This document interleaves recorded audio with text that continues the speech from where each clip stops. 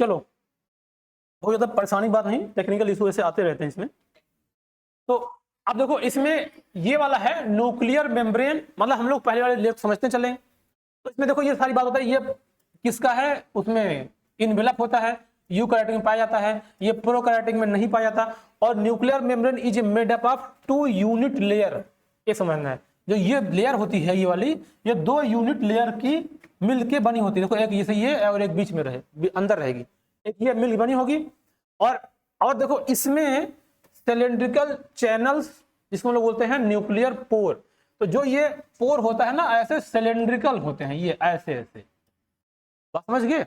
अब इसी से जो कुछ जाना होगा कंटेंट, जैसे मान लो कि सेल के बीच का कनेक्शन, अगर सेल से कुछ सेल प्लाज्म या जो साइटोप्लाज्म में इसके अंदर जाना है तो इसे चला जाएगा, और इससे बाहर निकलना इससे बाहर निकल जाएगा। तो इसका काम यही होता है। और the number of nuclear pore, देखो यहां से लेके 1000 से लेके लगभग 10,000 तक ईच न्यूक्लियस में हो सकते हैं। मतलब ये जो न्यूक्लियर पोर है, ये न्यूक्लियर पोर तुम लोग वहां एक लोग को एक बार देख लिया करो बीच में, ठीक है, कि बीच में कोई शैतान घुस गया तो देखो। तो ये लगभग कितना होते हैं, ये जो पोर है ये गिनने वाले, ये कितना होते हैं, लगभग 1000 से लेके 10,000 तक, समझ गए। अब देखो अगला, nuclear pore allow the transfer of material between, देखो साइटोप्लाज्म एंड न्यूक्लियोप्लाज्म। इसके बाहर क्या होगा, इसके बाहर क्या भरा होगा, यही तो है होगा ना, इसके बाहर यहां भरा होगा साइटोप्लाज्म और यहां भरा है न्यूक्लियोप्लाज्म। तो इसके और इसके बीच का काम यही तो करेगा, बात समझ गए। चलो अब आगे देखते हैं। अब देखो न्यूक्लियोलस, ये जो रेड कलर के दिख रहे हैं बहुत खूब सुंदर सा, इसको हम बोलते हैं न्यूक्लियोलस। अब देखो इसमें ये क्या है, ये स्फेरिकल होती है ना, और लेकिन ये किसी भी मेम्ब्रेन से या कोई भी इनवेलप से बाउंड नहीं होती, इसको हम बोलते हैं न्यूक्लियोलस। जैसे ये न्यूक्लियस पूरा एक मेम्ब्रेन से बाउंड है, लेकिन इसके अंदर जो न्यूक्लियोलस है इसके बाहर कोई मेम्ब्रेन नहीं होती है ना, एकदम इसे खुला हुआ ओपन है, समझ रहे हो। और इसी न्यूक्लियोलस में इसमें आर प्रोटीन होती है, जिसको हम लोग बोलते हैं राइबो न्यूक्लिक एसिड या आरएनए मॉलिक्यूल।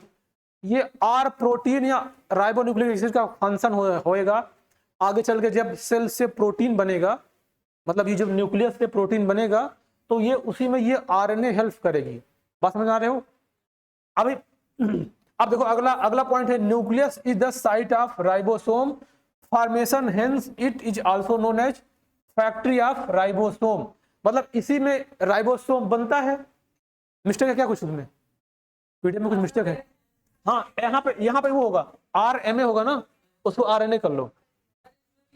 किसमें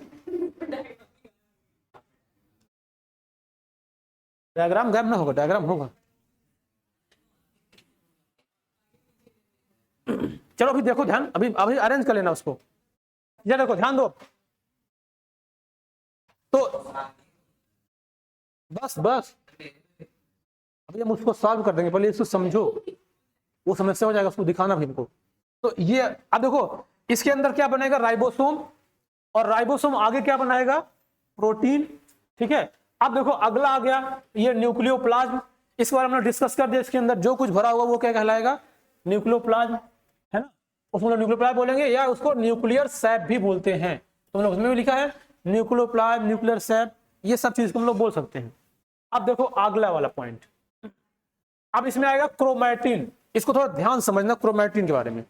ये जो थ्रेड लाइक स्ट्रक्चर है, ये तो धागे तरह स्ट्रक्चर दिख रहा है, ये सारा क्या है, क्रोमैटिन, समझे, बात में आया।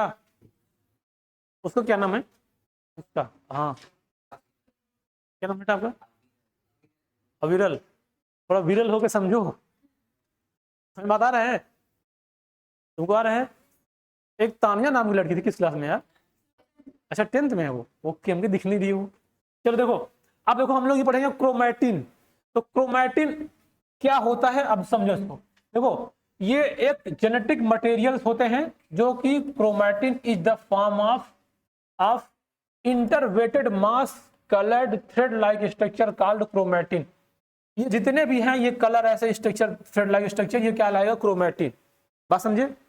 अब इसके बाद देखो, एक्चुअली जो क्रोमोसोम होते हैं they are highly standard form, ये क्रोमोसोम का हाईली स्टैंडर्ड फॉर्म है। इसका मतलब देखो ये होता है कि इसी क्रोमैटिन से क्रोमोसोम बनता है। इस लाइन का मतलब है कि इसी क्रोमैटिन से फ्यूचर में क्रोमोसोम बनेगा। मतलब ये जो ऐसे धागे लाइक स्ट्रक्चर है, यही मिल के आगे क्रोमोसोम बनाएगा। इसीलिए चाहे ऐसे हम कहें कि क्रोमोसोम को खोल दें तो क्या बन जाएगा, क्रोमैटिन।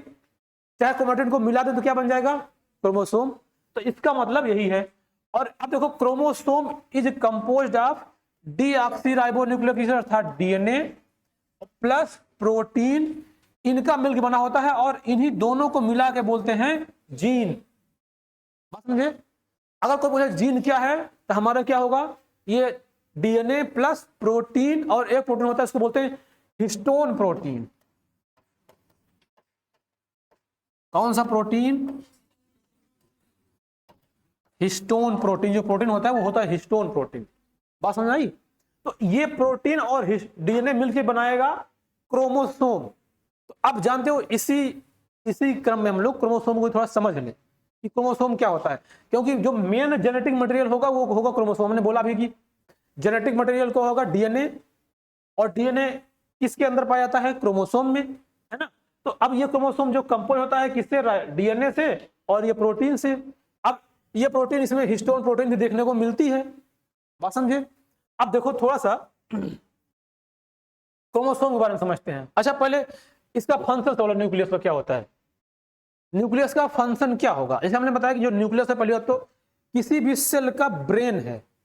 सेल का जो मेन कंटेंट, सेल को गाइड करने का काम कौन करता है, न्यूक्लियस करेगा, है ना। तो आप देखो, ये कोई भी एक्टिविटी होगी सभी को क्या करेगा, कंट्रोल करेगा। और दूसरा देखो, ये heredity information which regulates this one activity and transfer also transfer information to offspring. मतलब हेरेडिटी मतलब जो हमारे पेरेंट्स से हमको मिलती है उसको आगे ट्रांसफर करने का काम कौन करता है, यही इसके अंदर, न्यूक्लियस के अंदर जो चीजें होती हैं। बात समझे? जब किसी को घर में बेबी होता है, बोलते हैं ना कि ये पापा पे गया है कि मम्मी पे गया है, तो वो जो आता है जाता है वो यही मेन है उसका, इसी की वजह से होता है। ठीक है, बहुत मुस्कुरा रहे बच्चे, क्या बात है। आप देखो दूसरा, देखो यहाँ पे लिखा है shuffling of gene during the cell division produce variation. देखो इसका मतलब होता है ना बदलना, इसमें होता है बदलना। और यहाँ पे लिखा है कि वेरिएशन। देखो थोड़ा सा इसको ध्यान समझो। हमने कहा कि जो चीजें हमें पेरेंट से मिलती है वो हो जाती है सिमिलरिटी। अगर जैसा बाप होगा अगर वैसा ही बेटा होगा, मतलब एकदम ऐसा तो होगा नहीं। ऐसा लोग कह सकते हैं कि अपने पापा से मिलता है, मम्मी से मिलती है, लेकिन दोनों को अगर खड़ा कर देंगे तो ऐसा नहीं होगा, दोनों को तुम पहचान नहीं पाओगे। इतना तो डिफरेंस होता है ना कि पापा अलग थोड़ा दिखेंगे, बेटा अलग दिखेगा, बस ये लगेगा हाँ इनका बेटा है। तो जो अलग दिख रहा है ना उसको बोलते हैं वेरिएशन। क्या बोलते हैं, वेरिएशन। और जानते हो ये वेरिएशन आना जरूरी भी है नेचर में। अगर वेरिएशन नहीं आएगा तो हम सर्वाइव नहीं कर पाएंगे। इसीलिए हमेशा वेरिएशन आता जाता है, आता जाता है। तो ये जो वेरिएशन आता है, ये वेरिएशन लाने का काम भी कौन करता है, न्यूक्लियस। और न्यूक्लियस में इसके अंदर जो पाया जाता है डीएनए। बात समझे? और इसीलिए जो बोलता है reshuffling of gene during the division of produce of variation बनाएगा। बात समझ आ गई? तो ये हो गया। अब देखो थोड़ा सा हम लोग क्रोमोसोम के बारे में पढ़ लेते हैं। क्रोमोसोम को हम लोग बात करेंगे, पहले एक बात बताएं। देखो यहां समझो कि सेल के अंदर देखो ये है न्यूक्लियस। अब न्यूक्लियस में ऐसे ऐसे उलझे हुए ऐसे क्या पाए जाएंगे, क्या पाया जाएगा ये, हाँ क्रोमैटिन। इतना जल्दी भुला दिए, अरे यार क्रोमैटिन पाया जाएगा, है ना। तो तुम लोग धोखेबाज हो यार। ये है क्रोमैटिन। हमने कहा ये जो क्रोमैटिन से बिखरा हुआ है ये ना ऐसे एकदम कंडेंस हो जाए, जैसे सिलाई वाला धागा देखे हो, उसको पहले खोल के ले जाओ, कटरा तक बिखार दो, फिर उसको ऐसे लेके लपेट के बढ़िया से सजा दो। तो जो लपेट के जो गुंडी बनेगी उसको बोलेंगे क्रोमोसोम, और जो बिखर जाएगा उसको बोलेंगे क्रोमैटिन। कभी तो धागा ना ऐसे उलझ जाता है, उसको ऐसे एक से निकालो फिर उलझ, फिर दिमाग भी खराब हो जाता है, ऐसा दिखता है ना, है ना। तो ये क्रोमैटिन, अब देखो इस क्रोमैटिन से, इसी क्रोमैटिन से ये बनेगा ऐसा क्रोमोसोम, ऐसा ऐसा। अब ये हमेशा ना पेयर में होते हैं। कैसे होते हैं, पेयर में। आप जानते हो अगर इतने पार्ट को, ये जो इतना पार्ट, मान लो इतना पार्ट, हम इसको बड़ा करके देखेंगे जूम करके, तो तुमको इसके अंदर ऐसा स्ट्रक्चर देखने को मिलेगा, ऐसा ऐसा ऐसा। अरे वही वाला धागा तो है, ये देखो ऐसे अरेंज हो जा रहा है। तो ये सारा मतलब ये ऐसे ऐसे ऐसे ऐसे ऐसे ऐसे ये ऐसे दिखेगा, बात समझ गए। अब अगर इस धागे को सीधा करो और सीधा करने के बाद इसको पूरे सीधा कर दोगे तो इसी के अंदर हमको मिलेगा ऐसा डीएनए। क्या मिलेगा? डीएनए। तो अब देख रहे हो विनोद यहां से बना क्रोमोसोम, और ये क्रोमोसोम अगर ओपन करोगे तो बन जाएगा क्या? डीएनए। देखो ये है क्रोमैटिन और ये है क्रोमोसोम, और जो ये बना है ये क्या हो जाएगा? डीएनए। हम लोग इसको आगे क्लास में समझेंगे, लेकिन अभी इतना समझो कि डीएनए कहां से आता है। बात समझ आ गई? डीएनए। अब तुमसे कोई पूछेगा डीएनए कहां होता है, क्या बताओगे? पेट में होता है, पैर में होता है, सिर में होता है, कहां होता है? सेल सब जगह होता है, जहां जहां सेल होगा वहां वहां ये होगा। ऐसा नहीं कोई एक ठो है बस सेल पहले हमारे आंत में जा रहा है, फिर इंटेस्टाइन में जा रहा है, फिर ब्रेन में जा रहा है, ऐसा कुछ नहीं है, सब सेल में है। बात समझे? सबका अलग अलग भी है। इस दुनिया में जितने भी लोग आए और जितने लोग भी चले गए, किसी का डीएनए मैच नहीं करेगा। नहीं, इतना वेरिएशन होता है। सोचो कितनी वेराइटी है नेचर के पास। सोचो अभी इस समय 140 करोड़ तो हमारे भारत देश में है, और पूरे अर्थ पे मिलाओगे तो पता नहीं कितना हो जाएगा, काउंट भी नहीं कर पाओगे। सबका डीएनए अलग है, किसी का डीएनए अलग नहीं। और ये तो बात जो जिंदे हैं हम उनकी बात कर रहे हैं, जो मर गए उनको भी मिला लोगे तो उसका भी नहीं मिलेगा, और जो आगे पैदा होंगे उनको भी नहीं मिलेगा। बात समझे? इतना वेरिएशन डीएनए में आएगा। बात समझिए? तो ये हो गया डीएनए और ये होगा क्रोमोसोम। अब देखो क्रोमोसोम है, ये कुछ देखोगे तो ये कुछ ऐसा दिखता है, ये पूरा वही तो है। देखो यही स्ट्रक्चर तो बना गया, यहां से ये सेल का न्यूक्लियस था। बात तुम कर रहा है? हाँ, मर जाए, बिल्कुल मर जाएगा। कहाँ जाएगा? मरेगा नहीं तो गंगा जी में वो क्लास, वो जो क्रियाक्रम करते हैं वही जाएगा क्या? हाँ? इधर देखो, यही है न्यूक्लियस, इसमें क्रोमैटिन, ये क्रोमोसोम बाहर निकालिए, और देखो यहीं से फिर क्या बन जाएगी? ये डीएनए स्ट्रक्चर है ना ये। अब देखो अगर इसमें देखें ना तो ये एक बड़ा सा क्रोमोसोम होता है, इसमें इसके पार्ट होते हैं अलग अलग। तो जो ये बीच में होता है इसको बोलते हैं सेंट्रोमियर, जहां पे जो है, और ये होता है, ये जो दोनों है ये आर्म है। तो ये छोटी वाली जो है ये शॉर्ट आर्म है, और जो ऊपर है ये होता है बोलते हैं टीलोमियर। ये ऊपर है ये बोलते हैं इसको टीलोमियर, और ये वाली क्या है? ये लॉन्गर आर्म है। और इन दोनों को मिला दोगे तो सिस्टर क्रोमैटिड कहलाएंगी। बात समझे? क्योंकि दोनों बहन बहन है, समझ गए? भाई भाई नहीं, बहन बहन है दोनों, तो ये सिस्टर क्रोमैटिड कहलाएगा। तो ये क्रोमोसोम का अच्छा, इसी के अंदर तो डीएनए होगा, इसी के अंदर तो होगा ना, रिगार्डिंग चल रहे हो, समझ में आता ही? तो इसके अंदर होगा डीएनए। अब देखो, अब थोड़ी सी बात ये है कि समय तो नहीं हो गया। देखो क्रोमोसोम जो होता है ना, ह्यूमन में क्रोमोसोम होता है 46, और चिंपैंजी जानते हो तुम लोग, गोरिल्ला जानते हो, ओरिंगटन जानते हो, बंदर जानते हो, इन सब में होता है 48। बात समझे? ह्यूमन में 46 यानी 23 पेयर, और इन सब में चिंपैंजी में, गोरिल्ला में, ओरिंगटन में, मंकी में, और हाँ बस इसमें 48। समझ गए? 48 यानी 24 पेयर।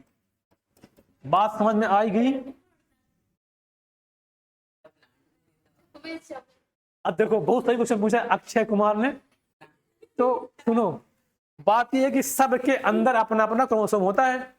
जितने भी इस दुनिया में जीव हैं सबका क्रोमोसोम होता है। दीपक दिया समझ आ रहा है बेटा? तो एकदम सीरियस हो गया, समय नहीं आता, फिर हमको थोड़ा सा लगेगा तो यार कुछ और कॉमेडी वोडी बोले क्या। तो सब में देखो अंदर कुछ ना कुछ क्रोमोसोम होता है। अब इतनी सारी वैरायटी सबको हमको याद थोड़ी है बेटा। जिसका तुमको जानना हो गूगल पे पूछो कितना क्रोमोसोम होता है, तुरंत दिखा देगा।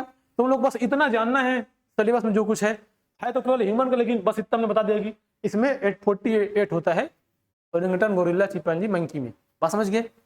अब देखो ये जो क्रोमोसोम होता है ना, अब हम लोग अपने ह्यूमन वाले क्रोमोसोम की बात कर रहे हैं, क्योंकि हम लोग अपने ही तो बात करेंगे, हमको दूसरे से क्या मतलब है।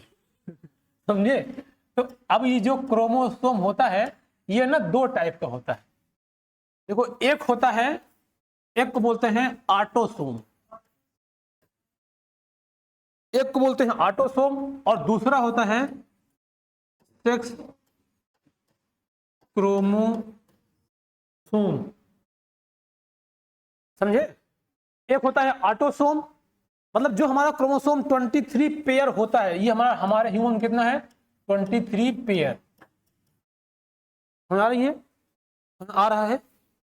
तो ये होगा एक। अब एक होता है ऑटोसोम टाइप का और एक होता है सेक्स क्रोमोसोम।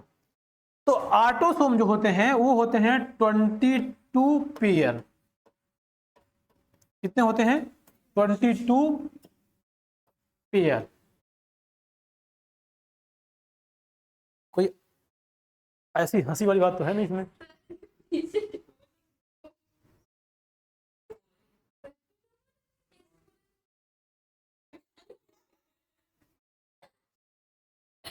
वो बना दें क्या, वो जो आवाज निकालने वाला है, बकरी की आवाज, कुत्ते की आवाज।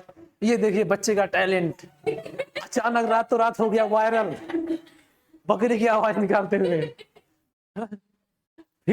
फिर अगले दिन आएगा, बच्चे ने आज ले लिया रेंज रोवर।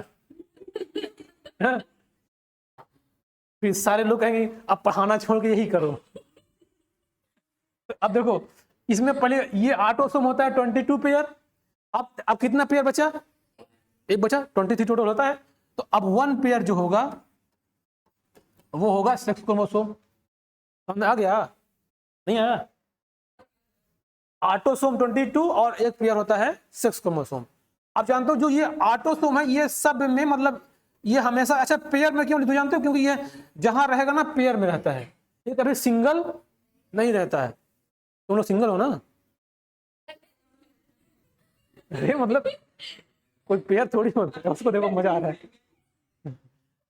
तो ये देखो हमेशा, लेकिन ये कभी सिंगल नहीं रहता, हमेशा पेयर। इसीलिए हमेशा इसकी बात की जाती है पेयर में। बात समझे? तो ये देखो ऑटोसोम होता है 22 पेयर। तो ये ऐसे 22 टाइप हो जाएगा, एक ही टाइप होता है, मतलब जो होगा सब एक तरह दिखेगा। 22 मतलब इसमें कोई डिफरेंस नहीं होगा। अब ये जो 1 पेयर सेक्स क्रोमोसोम होता है ना, ये अलग अलग टाइप का होता है। तो ये देखो, ये होते हैं दो टाइप का, एक्स और एक होता है एक्स वाई। यानी अगर ये वाला तो कॉमन है, अगर कोई फीमेल होगी तो उसके अंदर क्या होगा, और कोई अगर मदहूस टाइप का मेल होगा तो उसके अंदर क्या होगा, मेल क्रोमोसोम। एक्स वाई क्या होगा, मेल। बात समझ आ गई? हाँ? तो फीमेल ऐसी नहीं होती है ना, कुछ को छोड़ के। और मेल होगा तो एक्स वाई, और फीमेल होगी तो एक्स एक्स। बात समझे? अब तुम चाहे मान लो, अब अगर किसी में मान लो अब तुमको एक मेल का निकालना है क्रोमोसोम नंबर, तो देखो इसमें ऐसा होगा 22 प्लस एक्स वाई, 22 पेयर। ये बात बोलना जरूरी है ना? तो 22 44 हो गया, दो ये 46। ये किसकी बात है? मेल की। और अगर मान लो किसी फीमेल का निकालना है तो यहां पर ये सेम रहेगा, और प्लस एक्स एक्स। बात समझिए? तो ये इंपॉर्टेंट बात है। जो क्रोमोसोम होते हैं वो दो टाइप होते हैं, एक होते हैं ऑटोसोम और एक होते हैं सेक्स क्रोमोसोम। और मेल में अलग और फीमेल में अलग टाइप के होते हैं। अब एक बात ध्यान से सुनो, एक बात को ध्यान सुनो, ये जो ऑटोसोम है ना, ये आगे अपने ऑफ स्प्रिंग में सेक्स डिटर्मिनेशन में कोई रोल उसका नहीं होता। बात समझे? जो ऑटोसोम है ये उसके आगे, मतलब उसका जो संतान होगी, लड़का होगा कि लड़की होगा, उसमें इसका कोई रोल नहीं है। और भी रोल है, जैसे कि उसकी बॉडी बनाना, कोई भी उसका स्ट्रक्चर कैसा बनेगा, उसका भाव भाव कैसा होगा, है ना, ये सब कुछ करेगा। लेकिन सेक्स का डिटरमिनेशन कौन करेगा? यही सेक्स क्रोमोसोम। बात समझे? अब तुम लोग ये बात पढ़े होगे कि अगर देखो ये एक्स ये क्या है, फीमेल, और ये क्या है, एक्स वाई, है ना। तो अगर इनसे गैमिट बनेगा तो मान लो इसका एक्स आया और अगर इसका एक्स आ गया तो जो बनेगा वो क्या बन जाएगी, फीमेल, है ना। और अगर इसका एक्स आया और इसका वाई आ गया तो क्या बन जाएगा, मेल। बात समझ गए। तो इतना तो तुम लोग समझदार हो ही करे हो, ठीक है। तो क्रोमोसोम का ये टाइप हो गया और ये क्रोमोसोम के दो टाइप कैटेगरी हो गई, ठीक है। अब थोड़ी बात, एक बात और बता दें इसमें, जैसे देखो अगर कोई मेल है ना, इसको चाहे तो, रिकॉर्ड हो रहा है, अगर कोई मेल है या कोई फीमेल है, अब इसमें थोड़ा ध्यान समझना, टेक्निकल बात है। अगर कोई मेल है तो जब वो सेक्सुअल रिप्रोडक्शन करेगा तो उससे गैमिट बनेगा, जानते हो नहीं जानते, गैमिट बनेगा, तुम लोग छोटी क्लास पढ़े हो इतना बहुत जानते होगे। उससे क्या बनेगा, गैमिट। और इस क्या हो, एक और ई होगा, हाँ। और इसके यहां पे भी एक क्या बनेगा, गैमिट। अच्छा ये मेल है तो ये मेल गैमिट, ये फीमेल है तो ये फीमेल गैमिट, है ना। अब देखो अगर ये अगर ये कंप्लीट मेल होगा ना तो इसके अंदर जो होगा क्रोमोसोम वो कितना होगा, 23 पेयर होगा ना, इतना पेयर होगा। और वैसे इसमें भी होगा 23 पेयर, है ना। अब लेकिन देखो जब गैमिट बनेगा ना तो इसका आधा होगा, क्योंकि गैमिट हमेशा जो ऑफ स्प्रिंग मतलब जो पेरेंट्स होते हैं उनके आधे होते हैं। तो अब इसका आधा हो जाएगा, तो 23 का आधा कितना होता है, हाँ 12.5 होता है, 23 का आधा ये होता है, हाँ ये 11.5 होता है। लेकिन अब हम लोग अभी 12.5 नहीं, अभी हम लोग इसको पूरा पूरा मान रहे हैं, 46 और ये 46, है ना। तो अब देखो जब इसका गैमिट बनेगा तो इसमें भी अब 46 का आधा हो जाएगा, तो यानी हमको क्या देखने को मिलेगा, 23 क्रोमोसोम यहां पे मिलेगा, ठीक है। अब देखो 23 क्रोमोसोम अगर है यहां पे तो ये जो क्या होगा जानते हो, जो ये क्या बोलते हैं 22 पेयर था, 22 मतलब 82, तो हम लोगों ने 22 पहले ये क्रोमोसोम प्लस या तो एक्स होगा, मेल है तो, या तो 22 प्लस वाई, समझ गए। गैमिट में क्रोमोसोम जो होगा मेल के या तो ये वाला होगा और या तो ये वाला होगा। अब देखो ये 22 प्लस एक्स कितना हो गया, 23, हमने बोला था 23 क्रोमोसोम होना चाहिए, या तो ये वाला हो गया, ये भी तो 23 हो गया, है ना। ये क्या है, और इसी तरह से आप फीमेल में देखो, फीमेल में देखो यहाँ पे तो ये 22 प्लस एक्स, और इसमें तो एक्स एक्स ही होता ही है, तो इसमें ये एक ही टाइप का होगा। अब मेल के गैमिट में दोनों टाइप के क्रोमोसोम हो सकते हैं, बस बात ये समझना है कि जो मेल गैमिट है उसमें दोनों टाइप गैमिट हो सकते हैं, लेकिन फीमेल में केवल और केवल एक टाइप के गैमिट होंगे और उसका क्रोमोसोम कुल ऐसा होगा। बात समझ आ गई। तो आज हम लोग अब यहीं तक करते हैं, इसके बाद आगे कंटिन्यू करेंगे, ठीक है, चलो।